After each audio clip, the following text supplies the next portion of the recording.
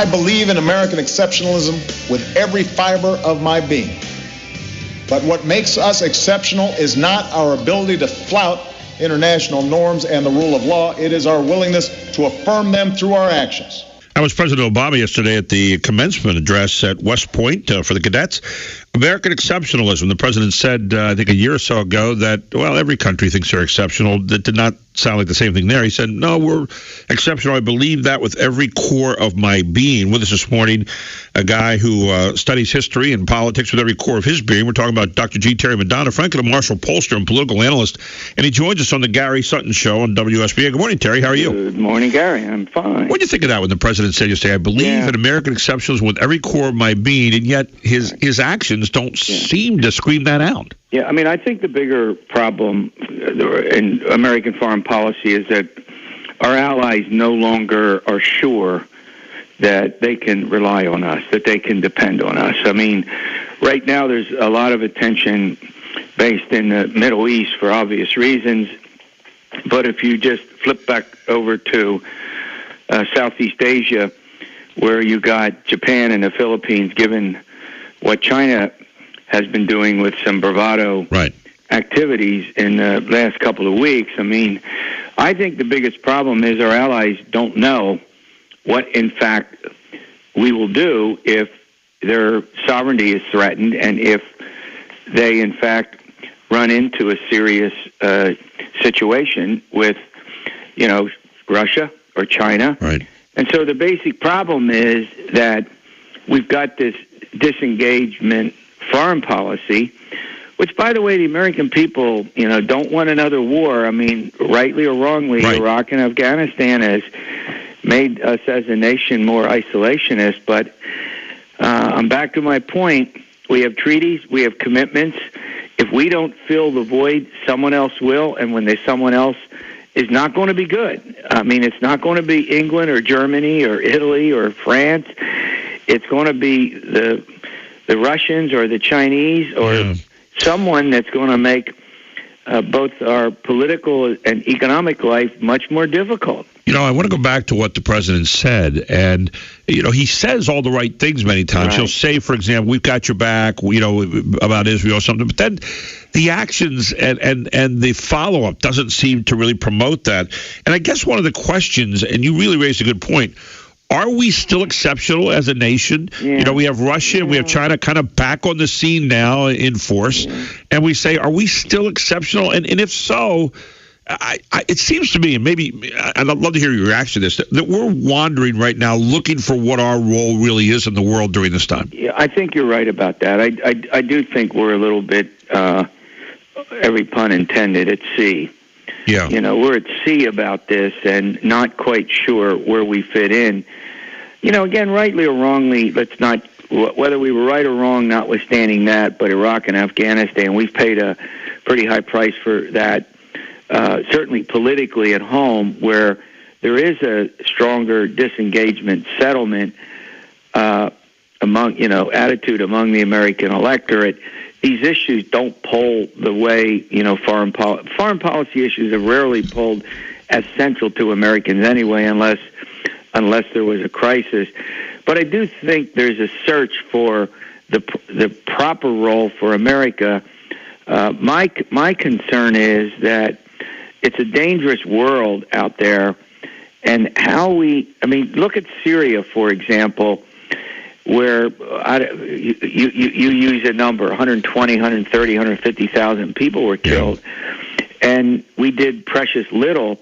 I'm not just talking about military engagement, which I think we all would agree is not going to happen or should have happened, but are we really doing the right thing to identify who our friends are and then providing them with a kind of assistance that is useful to them? And I know that's not always easy to decide who our friends are, as you well know. Well, I think yesterday, too, in his speech, the president kind of brought out that that problem where he's basically saying, well, we're getting out of Afghanistan and we're going to be fine there, but we're going to beef up U.S. involvement now in Syria, and we may send some advisors there, we may send some weapons there now. Right. It's like he's wandering around right now looking for a foreign policy. Yeah, the horse is out of the barn, the proverbial barn here. I mean, this is something, and now you got a Kurdish problem in the north. I mean, look, there is no doubt that the Middle East has been historically an intractable problem. I mean, Reagan, look at the debacle in Lebanon. I mean, even, presidents who you might argue had a clear view of where we should go. I didn't say right necessarily. I said a clear view, and then pursued it can run afoul. So it's not easy. I mean, no one has worked out, the evolution of the Middle East in any way that makes sense. We earlier pushed democracy, which was ill-fated in some of these nations where they just weren't ready for it. So we can't push our kind of democracy there. The other point is that our European allies, you want to talk about whether nations can rely on us. I mean, where do they stand? They've been pretty good on the sanctions where Russia is concerned for their Ukrainian and Crimea business, but the sanctions have really been leveled largely at, I think the number's up to whatever it is, 50 or 60 individuals. You know what I mean? And what effect they're having on the Russian economy remains to be seen. So we can't even get a consensus, in my judgment, and I'm no expert on foreign policy, but it seems to me we can't get a consensus with our own allies about what to do. What is interesting, though, is when you add history and this, and I know you are more of an expert on history, and you mentioned Ronald Reagan, and there it's a great example, I think, because Ronald Reagan, many people will say, kind of ended the Cold War with kind of outspending Russia, and Russia eventually had the revolution.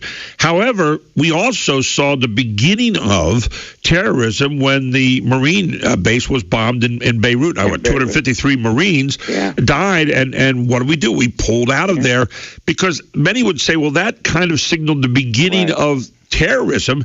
And so when you insert terrorism now into the world as part of the foreign policy, as a much more visible part of the foreign policy now, it does really complicate matters a lot more, doesn't it? Yeah, I think you're right. I mean, look, I still remember, having written a couple hundred columns now since 2001, I still remember, and I remember many of them, that's the age thing, but after 9/11, my writing partner and I sat down and framed what I think is at the heart of the problem, and tell me what you think.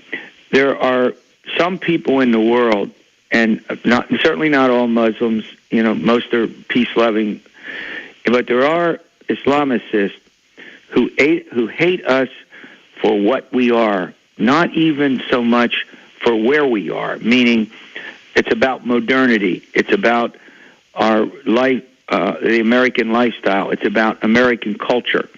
In other words, we were going, in my humble judgment, to have this problem whether we were in the Middle East actively or not. Right. Now, maybe some of it has to do with our historic support for Israel. To be sure, that's a part of it. But for some, look at the way some Islamicists treat women. Right. Look at the way they enforce their religion, even to the point now where, we were just discussing in the last couple of days, the father who killed his daughter because she married someone without the father's permission. Right. I mean, so in some respects, this is a huge cultural clash. Am I making any sense here? No, I think you're absolutely right. That transcends our presence. Our presence may not always help, but I think it's bigger than that, because as times have changed and the world has become, culturally very different, I think that's brought about a reaction, in some parts of the Muslim world in which they feel threatened. I think we've been slow kind of coming to our understanding of that. When you look, I was reading a thing between 1991, was it 91 and 2001, I take that back. It was 1981 and 2001. There were 7,000 instances of terroristic activity around the world, many of which included the United States with the bombing of the Khobar Towers, USS Cole, from places like that, the 1993 bombing of the Trade Center. And Americans kind of went, oh, okay. And we looked at that as kind of, these hits that are going to happen every now and then. And then 9/11 came, and we said, oh, well, it's like they've been throwing pebbles at the window here trying to get our attention. All of a sudden, they threw a brick through the window, and everybody said, oh, my God, we're in a war on terror now. Yeah. And like overnight, we changed our entire look at the world, and our look was, well, we got to stop it before it gets to us, and thus we get into a war like in Iraq, for example. We go to war in Afghanistan, and yet I don't know that we've ever really, out of that period of time, been able to form a good foreign policy on how to deal with this yet. Maybe we never will. I don't know. Yeah, we could stumble. You're right. We could. And I do think now that there's a lot of indecision and a lot of,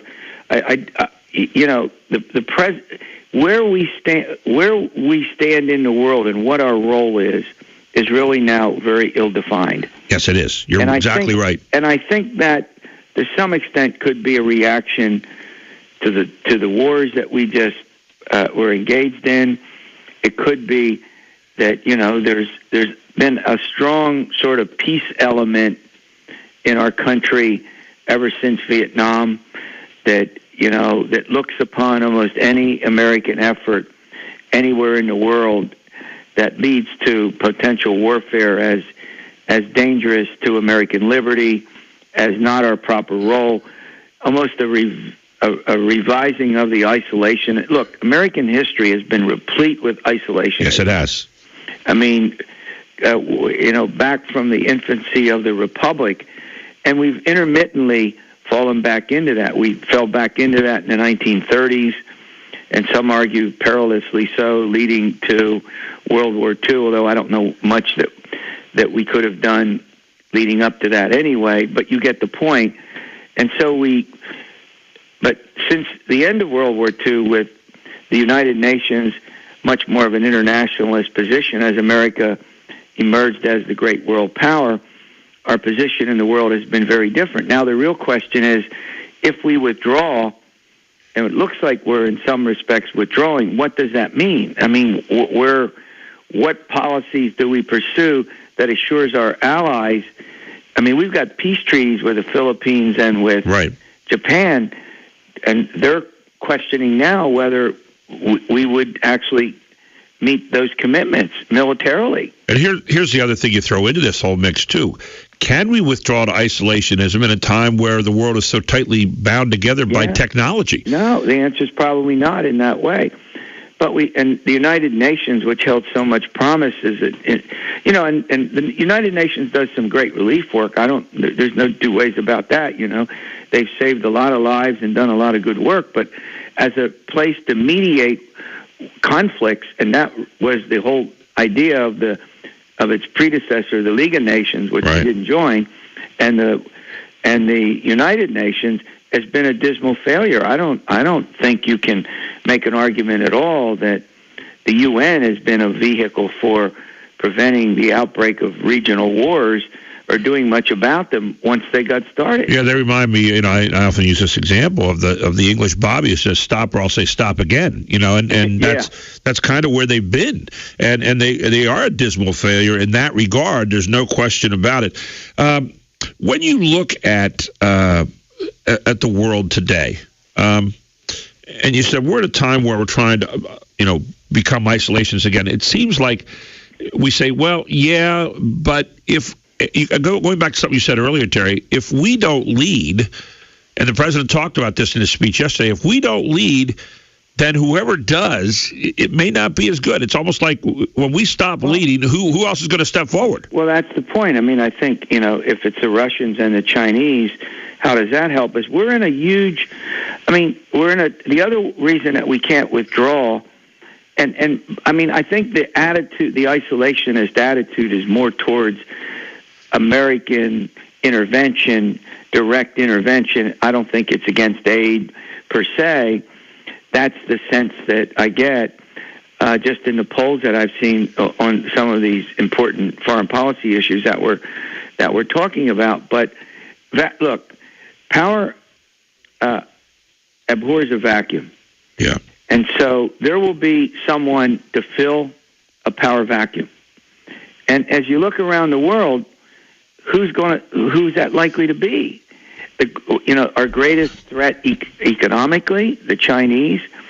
Our greatest threat over the hegemony of Eastern Europe, Russia. Potentially Russia. Right. Yeah. I mean, and they just concluded this deal with China. It's going to supply 10% of their fuel. I mean, there's some serious activity going on economically that maybe we can't stop because of the nature of the world order, but that 30 or 40, 50 years from now could have a huge effect on the economy of our country. That's another aspect of it. We're going to take a very quick break. When we come back, Dick Cheney said something interesting yesterday. He said that President Obama may be the weakest president we've ever had. I'm going to get your reaction to that when we come back. Dr. G. Terry Madonna with us here on the Gary Sutton Show. He'll be right back after this on News Radio 910 WSBA. Welcome back to the Gary Sutton Show on WSBA with Dr. G. Terry Madonna, Franklin Marshall Pollster, political analyst extraordinaire, who joins us, I won't say every week because he's a busy guy right now. It's an election year, for heaven's sakes, and he's doing a lot of stuff, but he's with us today, and that's the main thing. There were two comments yesterday that really jumped out at me, Terry, and I wanted to get your reaction in light of what we were talking about here a moment ago with the United States foreign policy. Charles Krauthammer said something yesterday about and of course he's a Fox News contributor. He said something about the president's speech before the cadets yesterday. He said, I think his speech was literally pointless. He didn't have a point. It was a defensive speech. It was an answer to the courts of criticism, even from his own side of the aisle. It's been a weak, leaderless, rudderless foreign policy. And then he said he looks around the world and sees what he wants to see, he being President Obama. Your reaction to that? Yeah, I mean, I think that certainly Charles Krauthammer epitomizes sort of the critics of the president's foreign policy who want more ambitious, more aggressive foreign policy. I mean, I think you're right about that. I mean, I'm prepared to wait, and not do that kind of assessment until, we get a term or two beyond the president so we have a better perspective on it about where it all leads to.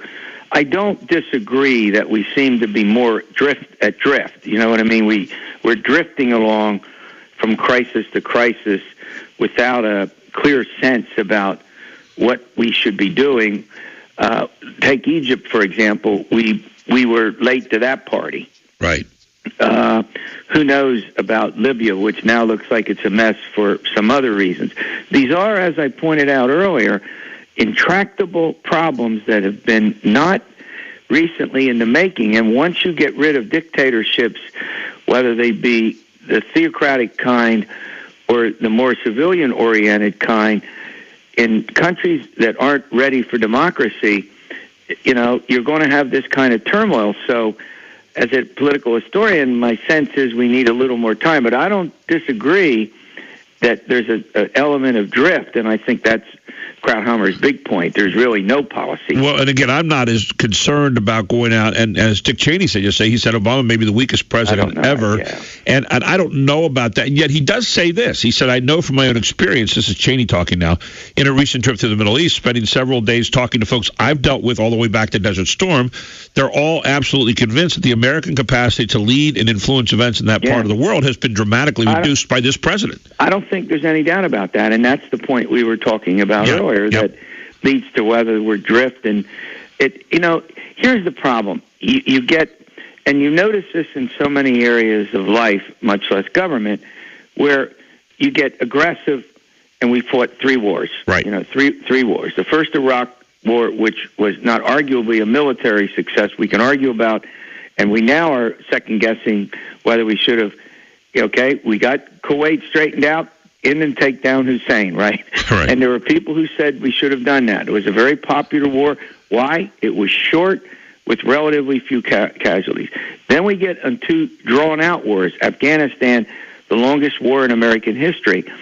So what happens is you tend to get a complete reaction to that. You know what I mean? Right. You walk away, and immediately, and this is what the yin and the yang of we've seen this in so many areas of American politics over the course of centuries. It's like, okay, now we're going to completely withdraw. We're going to, not completely, but you get the point. We're going to reverse what we've done before and take the rule of force off the table. For all situations. Yeah, and that's basically what's going on here.